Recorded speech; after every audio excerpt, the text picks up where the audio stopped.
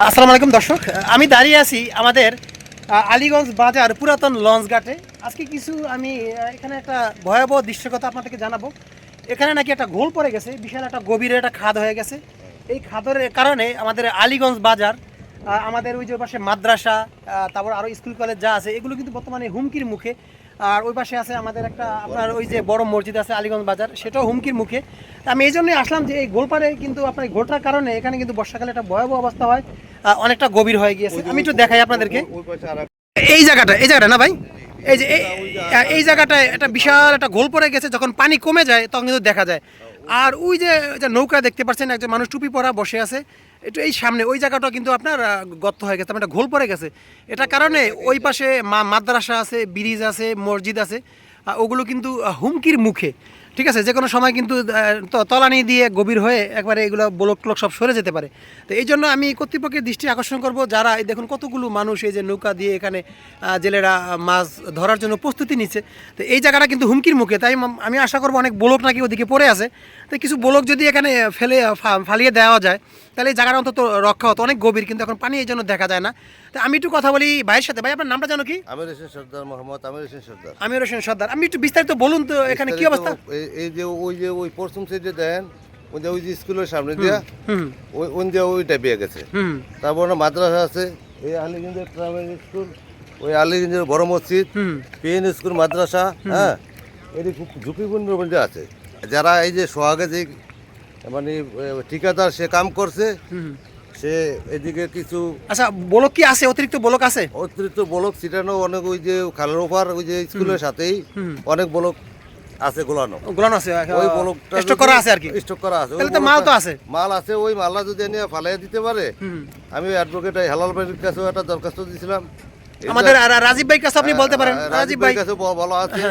এবং ওই যে ভিজলা টিউন সাহেবের কাছে একটা দরখাস্ত দেওয়া আছে। যদি এগুলা ওই বলকগুলা যদি সরানো ছিটানো যে বলকগুলো আছে, এটি যদি নিজে ফালিয়ে দেয়, তাহলে আমরা এই যে বাজার, তারপরে স্কুল, মাদ্রাসা, মসজিদ, এটি একটু আমার মনে হয় যে একটু সেভ মনে হতো।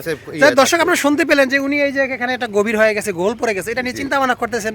ভাই, এটা কিন্তু একটা চিন্তার বিষয় যে উনি এটা নিয়ে ভাবতেছেন। তাই আমি এই জন্যই বলবো, আসলে দেখতে পাচ্ছেন কতগুলো জেলে এখানে, স্কুল কলেজ মাদ্রাসা, তারপর আপনার এখানে বাজার, তারপর আপনার আমাদের যে মসজিদ আছে, তো মসজিদগুলো তো হুমকির মুখে। তাই আমি আশা করবো আমাদের যে হেলাল ভাই আছেন, আমাদের যে সম্ভাব্য আগামীর এমপি রাজীব ভাই আছেন, তারপরে এখানে যারাই আছেন তারা একটু কর্তৃপক্ষে এখানে দৃষ্টি আকর্ষণ দিবেন। এটা কিন্তু আসলে একটা ভয়াবহ ব্যাপার, বিশাল একটা গভীর।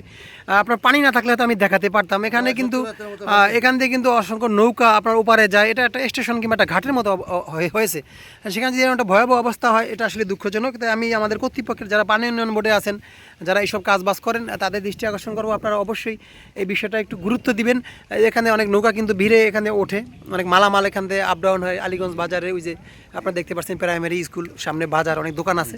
তো আমি আশা করবো আপনারা যারা ভিডিওটা দেখবেন শেয়ার করে দিবেন। আর কর্তৃপক্ষ যারা আছেন তারা অবশ্যই বিষয়টা গুরুত্ব দিবেন, যেহেতু অতিরিক্ত ব্লক এখানে আছে।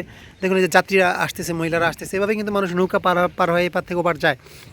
যাই হোক, আমি আজকের মতো বিদায় নেব। ভিডিওটা আপনারা যথেষ্ট শেয়ার দিবেন, আর যারা দেখবেন তারা অবশ্যই যারা এইসব কাজের সাথে জড়িত তাদেরকে অবশ্যই বলবেন। তা ঠিক আছে ভাই, আপনাকে অসংখ্য ধন্যবাদ। আপনার বাড়িটা কোথায় জানো? এই বাড়ি আমার এই বাজারের সাথে। আচ্ছা ঠিক আছে, ভালো থাকবেন। আমার যে বন্ধু জাকির দেখতে পাচ্ছেন, আসলে জাকির আমার একদম ভালো বন্ধু। সেও ভোট দিতে ঢাকা থেকে এসে কিন্তু এখানে দাঁড়িয়ে আছে, আমাকে দেখে দাঁড়ালো। জাকির ভালো আছো ভাই? জাকির, কতদিন পরে দেশে আইলা? আমিও আসছি, জাকিরও আসছে ভোট দিতে। জাকিরের জন্য শুভকামনা রইল, ইনশাল্লাহ যাতে ভালো একটা প্রার্থীকে ভোট দিয়ে জয়লাভ করে আমরা আমাদের এলাকার। হ্যাঁ, আপনি বলেন কাকে ভোট দেওয়ার জন্য বলেন। রাজীব ভাই ধানের শেষে ভোট দিবেন। আচ্ছা, রাজীব ভাই বলতেছে। আচ্ছা, আপনি দিবেন, সমস্যা নেই।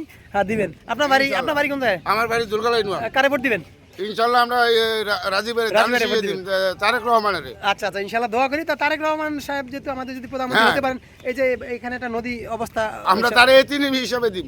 আচ্ছা, নামটা কি জানো বললেন? আমার নাম আব্দুল বাকের। আচ্ছা দর্শক, ঠিক আছে, শুনতে পেলেন, আমাদের অনেক ভাইরা কথা বললেন। তো ঠিক আছে, ভালো থাকবেন আপনারা সবাই, ইনশাআল্লাহ দোয়া করি আপনারা ভোট শান্তিপূর্ণভাবে দিবেন। এই প্রত্যাশা রেখে আমি আজকের মতো আমার তাসিন টিভি থেকে বিদায় নিছি। আল্লাহ হাফেজ।